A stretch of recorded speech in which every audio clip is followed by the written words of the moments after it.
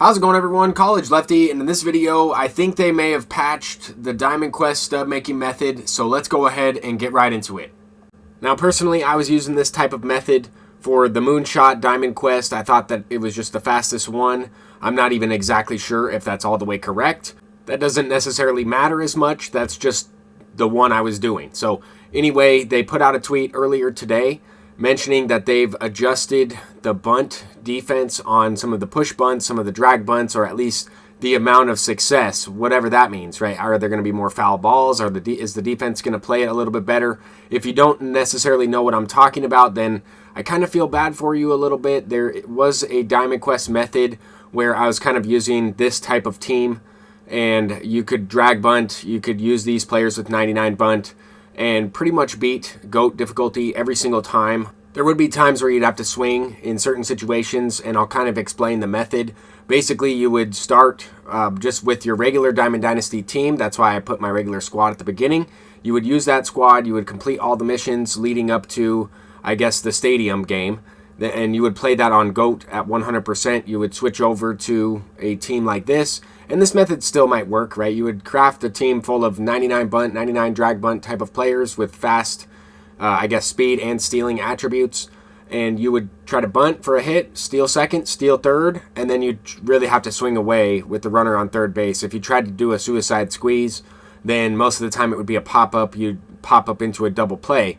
So yes, you would have to hit a little bit, but it was very easy to get runners on base. Now, I don't know if you're going to be able to bunt as easily, because all the patch says is that they've, I guess, decreased the amount of success that you will have bunting. That might mean that the fielders play it a little bit better. They seem to just not really react. They would not really get to the ball and throw the ball at all. But I was using this cool Papa Bell card, and I was kind of using Martin Dihigo. He just really wasn't fast enough. But he's still a good card to have on your squad just in case, because he does play all the positions. The reason why I didn't make a video talking about this type of idea was because really I didn't want to be the one person that the community thought, ruined this type of thing for everybody.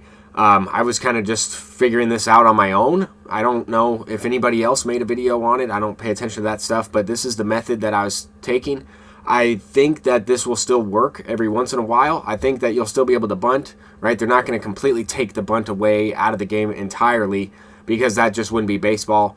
It still will work every once in a while, but I just don't think it will be as consistent. But I would kind of take this path. Obviously, the spaces are randomized, so sometimes you need to kind of go towards the left, towards the right, but that street sweeper will go towards you, and if you follow just this path, there's no way that it will ever encounter with you with the amount of times that you're moving. But if you go off this path, then you could definitely hit the street sweeper, if that makes sense. But I'm kind of just going through the screenshots.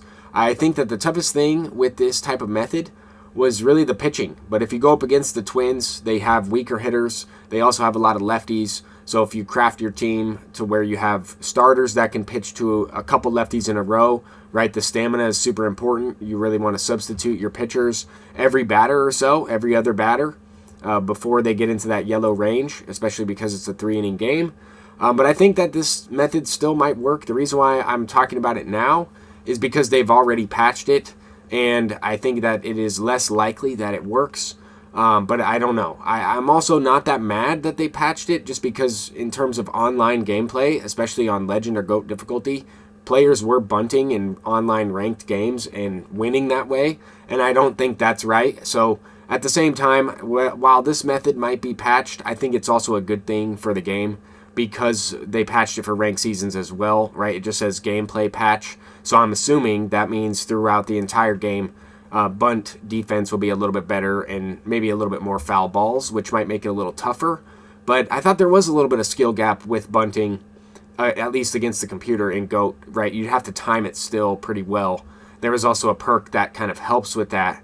There's a bunt cheese perk that helps, but that's not in a game of ranked seasons. So I don't know. I think that it's going to be good for the game, but obviously this just happened and I haven't played any games. I also haven't played anybody anyway throughout the year that was just bunting a bunch of times. But that is happening on GOAT difficulty in online ranked games. So anyway, let me know what y'all think. Until next time, peace out.